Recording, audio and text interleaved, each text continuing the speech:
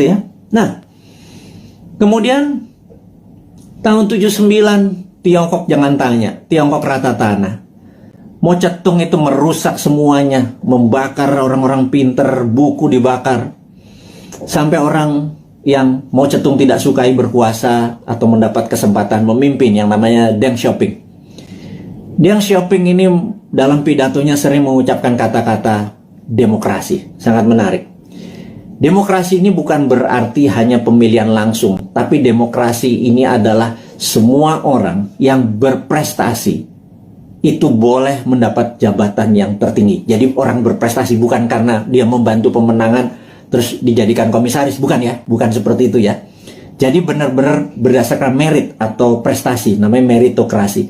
Nah, demokrasi ini adalah membebaskan semua orang yang berprestasi untuk menduduki jabatan penting. Nah, Deng Xiaoping memepet Ronald Reagan di tahun 80-an dan Amerika banyak membantu Deng Xiaoping yang mengatakan dia akan mengikuti apa yang negara demokrasi mau. Ini yang saya bilang dia main tiga kaki. Kemudian dia harus memilih. Dia berpihak ke Rusia, Soviet, atau ke Amerika. Dia main dua kaki. Ke Soviet sesama komunis, ke Amerika pura-pura ikut demokrasi. Di tahun 1989, Deng Xiaoping menghadapi sebuah dilema yang besar di mana demokrasinya meminta banyak korban, dan disitulah ada dua pilihan: soft power ikut demokrasi atau hard power China mulai berdiri sendiri. Akhirnya Deng memilih pilihan kedua. Disikat 10.000 mahasiswa di Tiananmen Square, dan disitulah muncul Tiananmen Papers. Jadi efeknya adalah seluruh investor keluar dari Tiongkok pada saat itu. China alone, China sendirian. Di tahun 89, para petinggi PKC, Partai Komunis Cina, memutuskan fuck IMF. Nah, kalimat gue ngomong gini gak apa-apa ya. Kemudian dia mengatakan waktu ada Tiananmen, Gorbachev itu ada di Tiongkok. Deng Xiaoping di bukunya bilang Gorbachev goblok katanya gitu.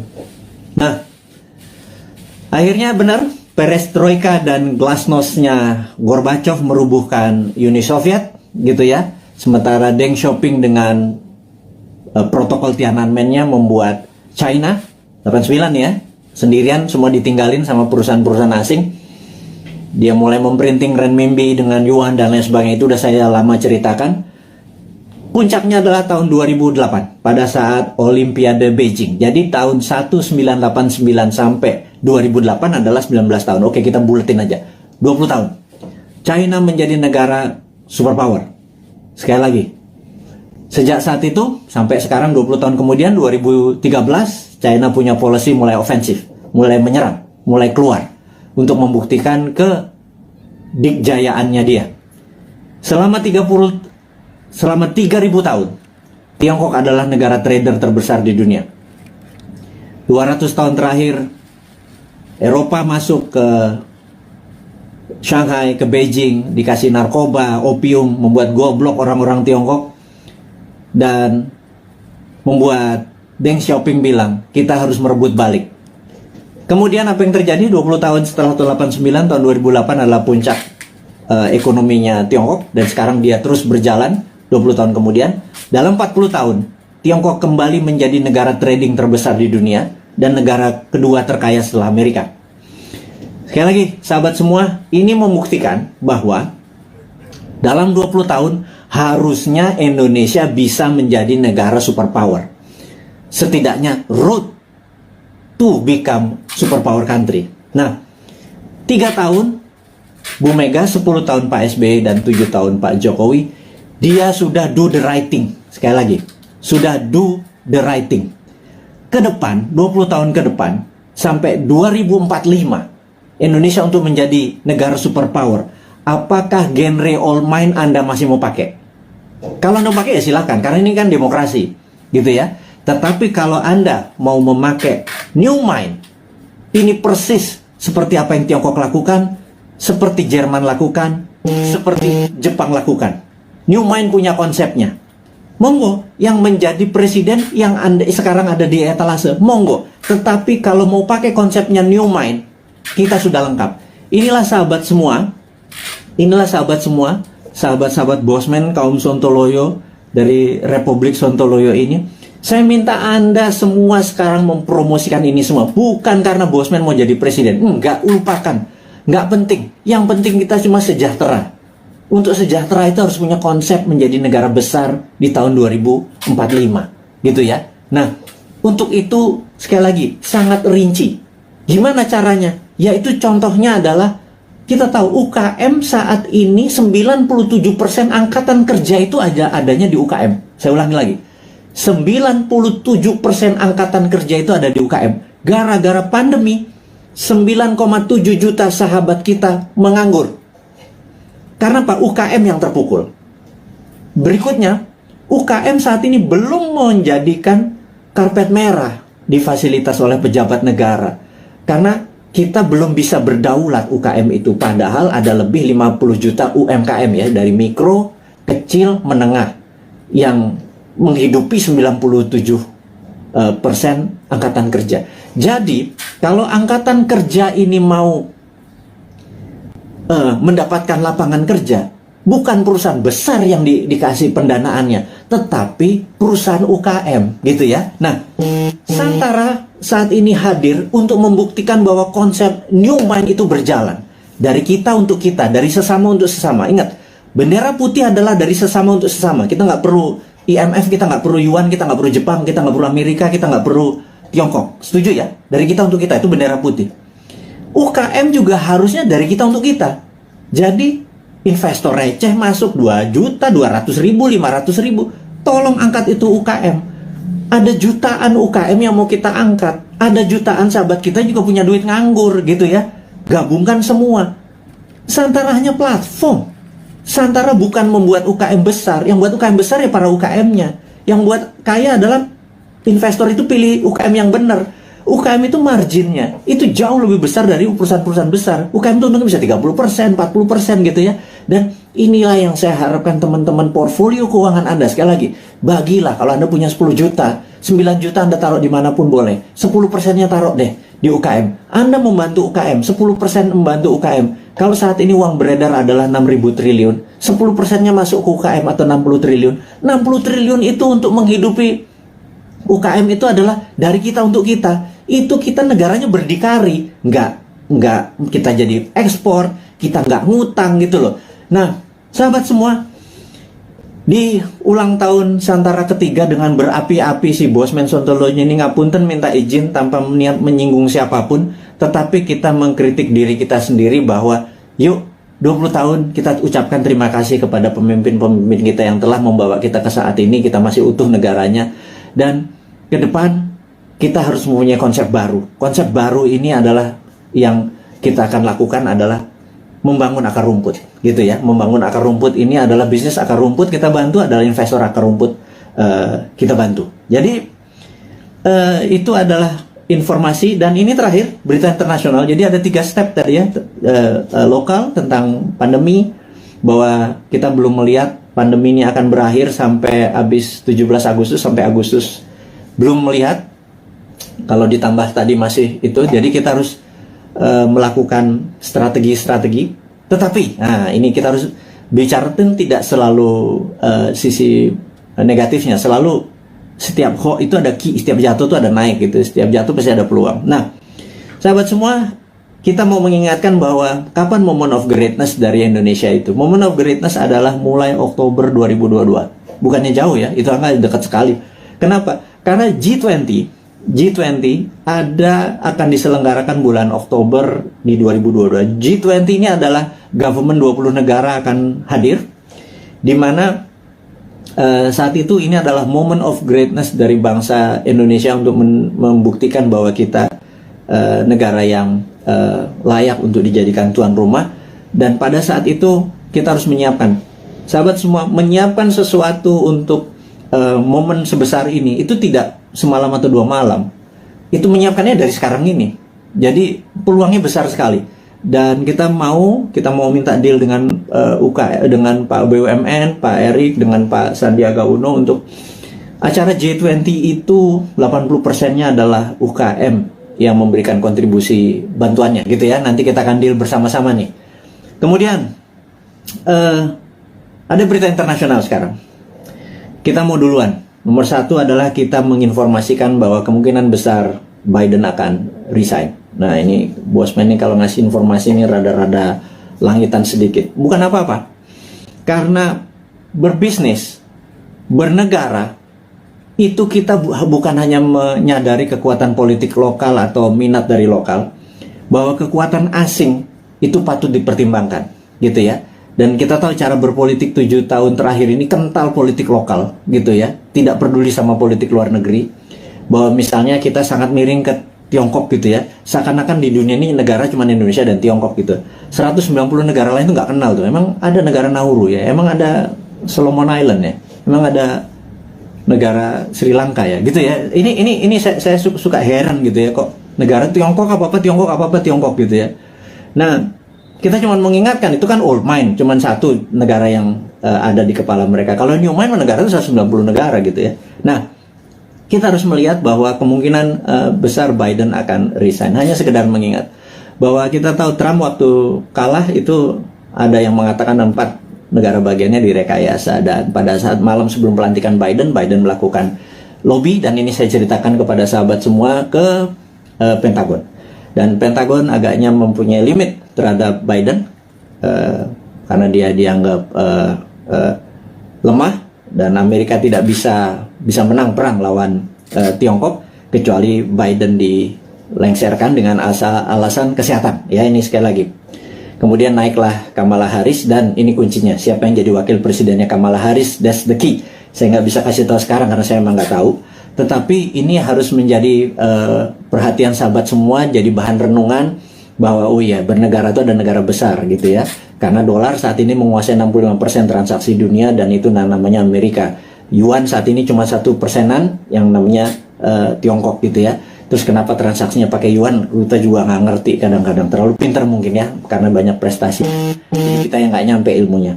Oke, kemudian kita mau mengingatkan adalah begitu Biden nanti resign atas nama kesehatan, maka di sini Tiongkok yang mulai ketar-ketir.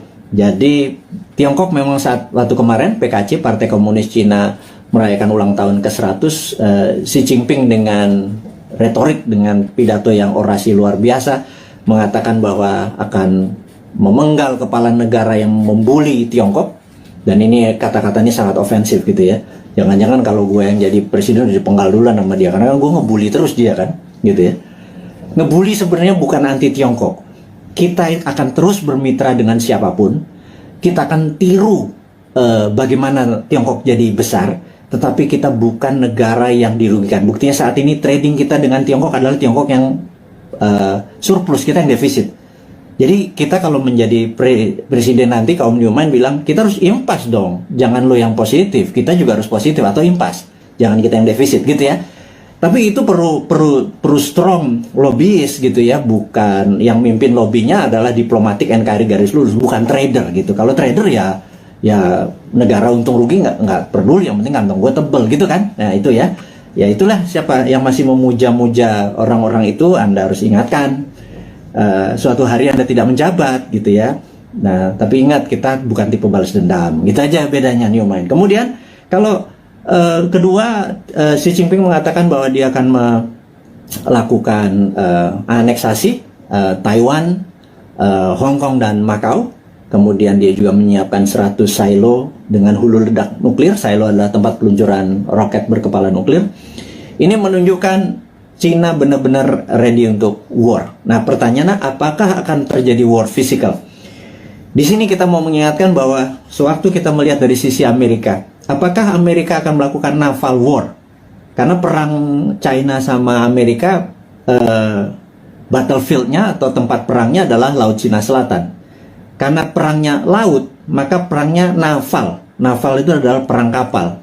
Jadi kapal Amerika mungkin mepet sampai China, Tiongkok sisi barat, sisi timur. Kemudian sebelum mepet tersebut, roket-roketnya Tiongkok langsung mukulin kapal di navinya kapalnya Amerika. Tapi kayaknya nggak mungkin, karena itu tidak berefek kepada mainlandnya Amerika. Dan perang di laut itu mahal, gitu ya. Perang di laut itu mahal. Jadi sahabat semua, apa yang dilakukan kalau perang ini terjadi? Perangnya ada dua, yang kita sebut ini perang baru. Perang baru, saya baru baca bukunya soalnya. Saya ini kaget-kaget dengan istilah baru. Saya nggak yakin para pejabat sekarang sempat baca. Jadi ya udah kita ajarin aja mereka dengan ini, namanya invisible war atau perang yang tidak terlihat. Perang tidak terlihat ini ada dua. Nomor satu, kita tahu bahwa Amerika punya angkatan ke-6 yang namanya Space Army, ya. Angkatan ke-6 Space Army Amerika ini yang perangnya nanti perang bintang atau Space War, karena dia punya orbit tertinggi. Jadi orbit posisi satelit, posisi orbit satelit Amerika itu di orbit tertinggi, karena posisi dia di atas dari 1.000 satelit Cina. Kita tahu di dunia ini ada sekitar 20.000 satelit, 60% adalah milik Amerika, Cina cuma 1.000. Itu ditembakin semua satelitnya dari pakai laser magnetic beam yang Amerika saat ini punya. Itu pasti China shutdown itu, gitu ya. Kemudian kita mau mengingatkan lagi, invisible war kedua adalah pandemi, gitu ya. Jadi dihajar dengan pandemi di sisi bawah, di atas, di yang tidak kelihatan juga di sisi battle space, perang udara. Nah, teman-teman, apapun yang terjadi perang antara dua gajah itu jangan pelanduk mati di tengahnya, jangan Indonesia mati di tengahnya. Karena itu kita selalu menantang old mind ini, punya plan B nggak, gitu ya. Sekali lagi, punya plan B nggak kalau benar-benar ini terjadi? Karena kapanpun bisa terjadi. Anggap tidak terjadi, tapi kan plan B tetap harus punya, gitu ya. Gitu. Misalnya kita tanya lagi, kalau vaksin yang 150 juta sudah divaksinin semua warga Indonesia, tetapi tetap aja COVID tetap merajalela, punya plan B nggak, gitu ya? Nah, kalau nggak punya plan B ini bernegara model apa sih kalian itu, gitu ya? Nggak ngerti geopolitik luar negeri, nggak ngerti pandemi, bahwa itu adalah war tool, strateginya adalah gagap, gitu ya. Kita sekali lagi, ini bukan mengkritik, ini mengingatkan bahwa kesadaran bernegara dari kaum New Mind itu tinggi. Kita ini patriotis semua nih, kaum New Mind ini. Kita nggak pernah menyalahkan tanpa solusi, gitu. Kita ngeritik barusan aja, nyinyir sedikit, tetap ngasih solusi, gitu ya. Nomor satu solusinya apa? Itu kita kasih berita internasional bahwa Biden mungkin resign, China sama Amerika mungkin eskalasi perangnya akan tinggi. Kemungkinan perangnya adalah invisible war, yang satu pakai space orbit tertinggi dan kemudian pakai COVID atau pandemi, gitu ya. Kemudian perang ini dengan COVID ini akan panjang, gitu. Pertanyaan berikutnya adalah, setelah pandemi ini masih ada perang nggak? Karena saat ini masuk perang dunia ketiga sesungguhnya. Perang dunia ketiga itu ada common enemy, ada musuh bersama. Kalau dulu Jerman di perang dunia pertama, cuma ada Jerman dan Jepang di perang dunia kedua. Common enemy kita atau musuh bersama kita saat ini adalah pandemi. Seluruh dunia kena pandemi. Jadi kita ini harusnya udah masuk kategori war. Dan invisible war tentunya. Musuh kita tak terlihat. Ini kita harus gandengan tangan sesama apa namanya, human atau homo sapien ini, sesama makhluk yang namanya manusia ini, gitu ya. Jangan lagi bilang membeda-bedakan agama, ras, suku, dan lain sebagainya negara. Jadi untuk perang lawan pandemi ini kita benar-benar satu saudara semuanya. Nah, yang harus diingatkan lagi adalah setelah pandemi ini kemungkinan besar, dan kita udah ngomong tahun lalu, kemungkinan besar ada yang namanya climate war atau perang cuaca. HAARP atau HARP saat ini sudah mulai saling tembak. Dan dulu selama 10 tahun biasanya di Alaska antara Rusia sama Amerika. Nah, HARP ini, Amerika pernah nembakin HARP ini membuat kelangkaan gandum, sehingga gandum di Timur Tengah kurang karena tidak bisa disuplai oleh Rusia. Rusia dikerjain, waktu itu kering kepanjangan. Kelaparannya di Timur Tengah membuat peristiwa Mesir terjadi, gitu ya. Ini semua ada relasinya dan sudah berhasil merubah. Jadi climate war ini akan membuat kelangkaan pangan. Nah, itu dunia ya, bukan Indonesia saja. Indonesia ini punya kelebihan, yaitu punya 2 musim. Musim hujan, lupa gua. Musim durian juga masuk harusnya ya. Musim kawin segala macam, lupa gua. Jadi bukan musim hujan dengan musim kemarau saja. Indonesia ini 90% wilayah yang mengandung air, H2O maksudnya. Kemudian alamnya ada vulkanik, tektonik, dengan setiap saat alam memberikan pupuknya. Kemudian kita juga memiliki laut yang menghasilkan ikan. Kita ini komplit sehingga Indonesia bisa menjadi, seharusnya kalau di bawah New Mind nanti, Indonesia menjadi the biggest food country. Kita akan banyak membangun food estate. Itu adalah solusi. Dimana pada saat selesai pandemic war, perang ini, kita akan menghadapi perang cuaca atau climate war, dan kita harusnya menjadi rule the world dengan cara itu. Jadi 2045 Indonesia benar-benar menjadi negara superpower gitu ya. Itu kita kasih bocoran-bocoran seperti ini terus untuk mengingatkan bahwa udahlah 20 tahun ke depan bisa Indonesia menjadi superpower, tetapi tidak bisa dengan cara old mind, dengan cara new mind. Ini loh konsepnya new mind. Kita berikan papersnya, kita berikan konsepnya, kita berikan orang-orangnya juga. Kalau Anda nggak, ini kita sepaket kok. Kita sering diskusi, kita banyak, ada sekitar 50-an sahabat-sahabat Bosman, berapa profesor segala macam. Terus saya bukan sendirian. Mana mungkin sih saya bisa buat video setiap hari segitu banyak, dan ilmunya adalah ilmu terupdate. Itu kalau nggak dengan profesor-profesor yang berada di sekeliling saya yang benar-benar mencintai tanah air ini dan benar-benar memahami geopolitik dan geostrategi. Itulah para kontributor yang terus membuat New Mind selama 3 tahun ke depan menjadi pintar. Yang saya harap sih sebenarnya saat ini kan masih 3 tahun, yang old mind minggir, sekitar 30 menteri minggir, menteri-menteri New Mind masuk gitu ya. Tapi ya benar-benar harus versinya New Mind. Nomor 1 misalnya BI kita bubarin di bawah, masuk di bawah Menteri Keuangan, jadi Dirjen Moneter gitu ya. Waduh, kalau kayak gitu mah waduh, kita printing money, kita kasih ke UKM produksi tentunya, bukan UKM non produksi, UKM produksi dulu supaya nggak terjadi inflasi. Inflasi adalah kalau uang beredar tidak sama dengan produksi, jadi uang beredar harus sama dengan produksi. Berapapun uang dicetak selama produksinya sama, tidak ada inflasi. Kecuali ilmu lama ya, ilmu supaya kita ngutang terus dengan IMF itu nggak boleh printing money, yaitu ilmunya old mind. Monggo silahkan, masih 3 tahun lagi. Atau mau sekarang mau dibantu sama kita boleh, minggirlah 30 orang itu, atau minggir semua kabinetnya, masuklah generasi New Mind ini. Nah kalau enggak ya udah kita nunggu 3 tahun lagi. Tapi sekarang selama 3 tahun kita minteri 200 juta saudara kita debat ilmunya New Mind dengan Old Mind, kita debat, kita buka. Dan sahabat semua, Anda adalah pahlawan-pahlawan 4.600 ini orang yang mendengarkan Bosman saat ini. Anda adalah orang-orang yang luar biasa yang punya ilmu ini, yang saya yakin Anda berdebat dengan siapapun, Anda udah punya basic ilmunya yang luar biasa. Nah, terakhir saat ini informasinya sahabat semua, entah bagaimana di YouTube itu banyak sekali cerita tentang Satrio Piningit gitu ya. Ini saya mau meluruskan lagi. Satrio Piningit adalah dulu Jayabaya menyatakan pada saat ada goro-goro, dan corona ini dianggap goro-goro yang meruntuh lantakan dunia, ini akan muncul Satrio Piningit atau Satrio yang dipingit gitu ya, dipingit, diumpetin gitu ya. Dan ada yang mengatakan Bosman ini video-videonya dia keluar tapi orangnya nggak keluar. Ini jangan-jangan Satrio Piningit. Saya bilang ini kurang ajar ini. Saya bilang jangan pernah menyebut Satrio Piningit itu Bosman. Nggak ada urusan, sekali lagi. Saya nggak pengen disamakan karena niat saya bukan begitu gitu ya. Terus ada yang bilang bahwa Pak Soekarno itu Jawa Timur atau Majapahitan, Pak Harto Jawa Tengah atau Mataraman gitu ya. Kemudian Pak SBY adalah Jawa Timuran, Majapahitan, Pak Jokowi Jawa Tengah, Mataram. Sekarang sudah masanya balik lagi ke Jawa Timur, Majapahitan, Bosman arek Jawa Timur, terus cocok Majapahitan. Saya bilang lo gila, lo analisa kayak gitu jangan ya. Tolong hal-hal seperti begini jangan diucapkan karena itu nggak penting gitu ya. Memang itu folklore atau cerita rakyat. Oktober 2022, yuk kita bareng-bareng membantu UKM. Kemudian kita tahu bahwa pandemi ini masih lama karena memang didesain atau pandemik atau pandemi yang diplan, yang direncanakan, ada yang ditarget. Kita terus menjaga kesehatan, dan kepada tenaga medis, tenaga kesehatan, kami semua di belakang Anda, jangan pernah menyerah. Terima kasih Anda sudah memberikan hati Anda, tenaga Anda.